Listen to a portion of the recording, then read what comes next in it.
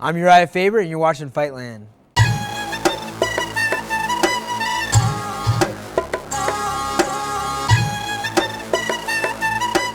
The nickname The California Kid is basically just kind of what I am. You know, when I first started fighting, people were talking about nicknames, and I was like, kind of had a surfer look, long hair and dark skin, and that's how I was born and raised in Cali, so it just kind of fit.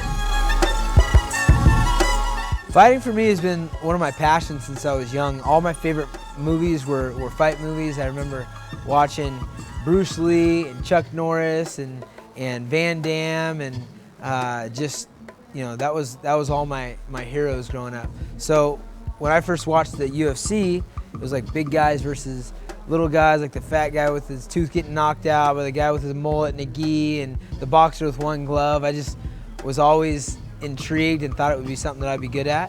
And of course I didn't know as a young kid how I was going to grow up and you know what route I was going to take, but it was always in the back of my head that it was something I wanted to do.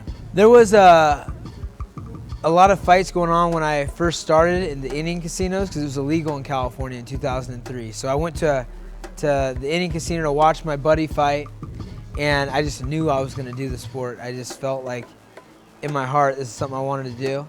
And it was until my third fight where I was selling a bunch of tickets in addition to getting paid a couple $100 where I saw some real potential, and I sold a couple $1,000s worth of tickets, and to me at the time it was a lot of money, and of course I was having to hustle for it, but I figured, you know what, this is something that I can make work.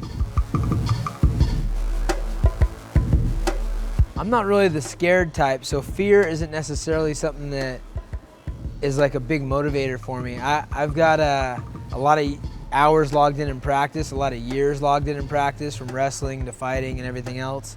So you're looking at about 20 years of prepping myself for, you know, a 15 to 25 minute battle. So you do have a little bit of that intensity, like kind of the hair standing up on your neck when you're getting ready for a competition.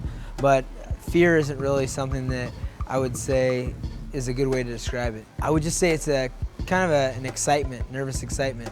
It's like a skier on the slopes, like you'd say. You know, a guy who's about to go down a big mountain and that's what he loves to do is ski. You know, of course it's a little bit intimidating, but I mean that's what you love, that's what you're passionate about. You know, I feel like there's a lot of places that have the wrestling or the fighting spirit.